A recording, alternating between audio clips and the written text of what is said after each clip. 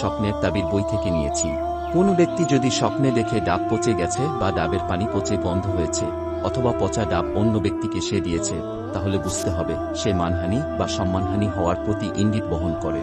আবার স্বপ্নদ্রষ্টা যদি দেখতে পায় যে ডাব গাছে একটি কুকুর উঠে ডাব কামড় দিচ্ছে বা দাবির প্রতি ইঙ্গিত করছে, তাহলে বুঝতে হবে স্বপ্নদ্রষ্টা দোষারোপ না হওয়া সত্ত্বেও তাকে সমাজের মানুষ দোষারোপ বলে গণ্য করবে, এটি তাহার ইঙ্গিত বহন করে থাকে। স্বপ্নে নারকেল গাছ দেখার অর্থ স্বপ্নদ্রষ্টা জ্ঞান অর্জনের প্রতি ইঙ্গিত বহন করে, অর্থাৎ স্বপ্নদ্রষ্টা ধর্মীয় ইলম অর্জন করবে তার ইঙ্গিত বহন করা থাকে। আর স্বপ্নদ্রষ্টা যদি নারকেল গাছ থেকে নারকেল পাড়তে দেখে, তাহলে বুঝতে হবে স্বপ্নদ্রষ্টা অর্থসম্পদের মালিক হবে, তার ইঙ্গিত বহন করে থাকে। কোনো ব্যক্তি স্বপ্নে দেখে সে বন্ধুবান্ধব মিলে গাছ থেকে ডাব পেড়ে খাচ্ছে বা ডাবের পানি খাচ্ছে, তাহলে বুঝতে হবে সে সম্পদের মালিক হওয়ার লক্ষণ, এটি তাহার ইঙ্গিত বহন করে থাকে। কোন ব্যক্তি যদি মৃত মানুষকে ডাব অথবা ডাবের পানি দিতে দেখে অথবা ডাবের